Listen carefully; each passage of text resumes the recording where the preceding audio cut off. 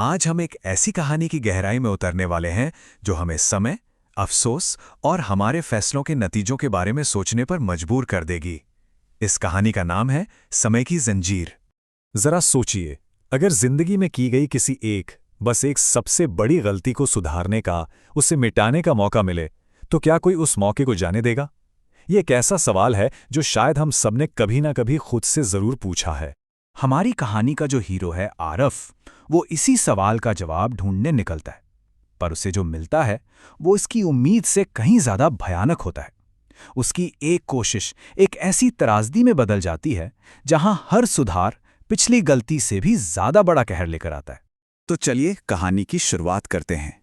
इसकी शुरुआत होती है एक वादे और एक बहुत ही खास आविष्कार से, जिसका नाम है काल दर्पण। पहले मिलते हैं कहानी के किरदारों से। तो ये है आरव का प्यारा सा खुशहाल परिवार। साल है 2040, शहर है मुंबई। आरव एक बहुत ही ब्रिलियंट साइंटिस्ट है। उसकी पत्नी मीरा, जो उसकी लैब असिस्टेंट भी है, हर कदम पर उसका साथ देती है। और उनकी एक छोटी सी बेटी है अनन्या, जो उनकी पूरी दुनिया है। उनका लक्ष्य बहुत सीधा साधा है, एक परफेक्ट खुशहाल जिंदगी। यहीं पर एंट्री होती है आरव के आविष्कार की, काल दर्पण। अब देखिए, इसका मकसद कोई टाइम ट्रैवल नहीं था। आरव का इरादा तो बहुत नेक था। वो असल में एक ऐसी मशीन बनाना चाहता था जो लोगों को उनकी बुरी यादों, उनके ट्रॉमा का सामना करने में मदद करे।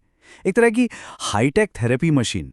और फिर एक ही पल में सब कुछ बदल जाता है। लैब में एक भयानक हादसा होता है और मीरा अपने पैरों पर चलने की ताकत खो देती है। आरव की वो परफेक्ट खुशहाल दुनिया पल भर में बिखर जाती है। और यहीं से उसका जुनून, उसका दुख उसे एक बहुत ही खतरनाक रास्ते पर ले जाता है। तो अब हम कहानी के उस हिस्से में आ गए हैं जहां आरव अपने ही बनाए सारे नियम तोड़ देता है। वो एक चमत्कार की उम्मीद कर रहा है, लेकिन उसे ये बिल्कुल अंदाजा नहीं है कि हर चमत्कार की एक बहुत बड़ी कीमत चुकानी पड़ती है। अपने दुख और अपराध बोध में पूरी तरह डूबा हुआ आरव एक फैसला करता है। वो फैसला करता है कि वो काल दर्पण का इस्तेमाल खुद पर करेगा, उस एक पल को बदलने के लिए जिसने उसकी जिंदगी को तबाह करके रख दिया। ये उसकी पहली कोशिश थी और सबसे खतरनाक भी। और चमत्कार हो जाता है। आरव जब होश में आता है तो वो देखता है कि मीरा उसके सामने खड़ी है, बिल्कुल ठीक ठाक। वो तो खुशी के मारे पागल हो जाता है। उसे लगता है कि उसने नामुमकिन को मुमकिन कर दिखाया है। लेकिन क्या सच में सब कुछ ठीक था? बहुत जल्द आरव को एक खौफनाक सच्चाई पता चलती है। काल दर्पण वो असल में समय में पीछे नहीं जाता, वो कुछ और ही भयानक काम करता है। वो किसी दूसरे समानांतर ब्रह्मांड से हकीकत का एक टुकड़ा चुराकर आपकी दुनिया में चिपका देता है। मतलब उसने समय नहीं बदला था, उसने किसी और आरव की अच्छी किस्मत चुरा ली थी।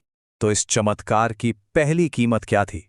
मीरा तो उसे वापस मिल गई, पर उसकी बेटी अनन्या अब उसकी नहीं रही। ये वो अनन्या थी जो एक ऐसी दुनिया से आई थी जहां आरव कभी था ही नहीं। सोचिए, उसकी अपनी बेटी की नजरों में अब उसके अपने माँ बाप ही अजनबी बन चुके थे। तो एक गलती को ठीक करने के चक्कर में आरव एक और बहुत बड़ी गलती कर बैठता है। और अब वो इस जाल में और भी गहरा धंसता चला जाता है। और उसकी हर नई कोशिश के साथ हकीकत पहले से ज्यादा बिगड़ती जाती है। यहां से चीजें बहुत तेजी से हाथ से निकलने लगती हैं।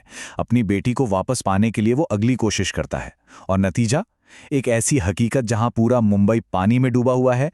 मीरा उससे बेइंतहा नफरत करती है और अनन्या का तो अस्तित्व ही मिट गया है। एक और कोशिश करता है तो वो खुद अचानक 20 साल बूढ़ा हो जाता है और अनन्या उसे दादा बुलाने लगती है। उसकी चौथी कोशिश तो उसे अपने ही एक शैतान हमशक्ल के सामने ला खड़ा करती है, जो मीरा को प्रेग्नेंट कर देता है। ये देखिए, हर बार जब आरव ने अपनी गलती को ठीक करने की कोशिश की, उसने अपनी जिंदगी का एक और हिस्सा हमेशा हमेशा के लिए खो दिया। कभी मीरा, कभी अनन्या, कभी अपना शहर, तो कभी अपनी उम्र। सब कुछ दांव पर था और वो हर बार हार रहा था। और सबसे दुख की बात जानते हैं क्या है? उसे चेतावनी दी गई थी। समय के पार से खुद उसके भविष्य के रूप ने उसे रोकने के लिए कहा था। लेकिन आरव हार मानने को तैयार ही नहीं था। और शायद यही उसकी सबसे बड़ी गलती थी। अब कहानी अपने सबसे अहम मोड़ पर पहुंचती है। आरव, जो अब तक अपना सब कुछ खो चुका है, एक आखिरी सबसे बड़ी कुर्बानी देने का फैसला करता है।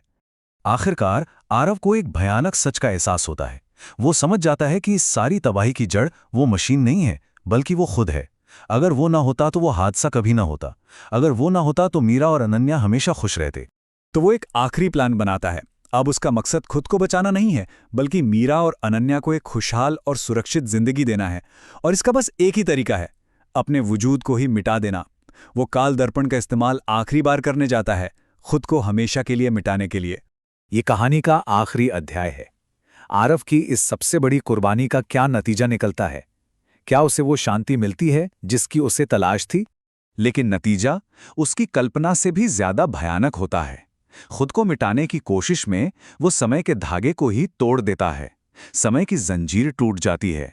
सारे के सारे पैरेलल यूनिवर्स एक दूसरे में समाकर तबाह हो जाते हैं। सब कुछ खत्म हो जाता है। और पीछे बचता है सिर्फ सन्नाटा, एक कभी न खत्म होने वाला खालीपन, एक शून्य। आरव बिल्कुल अकेला है, एक ऐसी जगह जहां ना कोई अतीत है ना कोई भविष्य, सिर्फ वो और उसकी गलतियों की गूंज। लेकिन ये अंत नहीं है। उस गहरे सन्नाटे में एक आवाज गूंजती है, एक बच्चे के चीखने की आवाज, और वो चीख खुद आरव की है। उसे एहसास होता है कि वो मरा नहीं है, बल्कि वो एक अनंत लूप में फंस गया है। वो फिर से जन्म लेगा, फिर से वही जिंदगी जिएगा, वही गलती करेगा और फिर से सब कुछ तबाह कर देगा, हमेशा, हमेशा के लिए।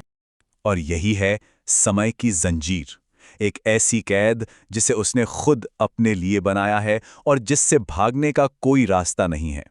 वो अब अपने ही बनाए हुए नर्क का कैदी है, जहां उसे अपनी ही कहानी को, अपनी ही त्रासदी को अनंत काल तक दोहराना है। और ये कहानी हमें एक बहुत ही गहरे सवाल के साथ छोड़ जाती है। क्या कोई इंसान उस जेल से कभी आज़ाद हो सकता है जिसकी दीवारें उसने अपने ही अफसोस और अपनी ही गलतियों से बनाई हों? ये सोचने वाली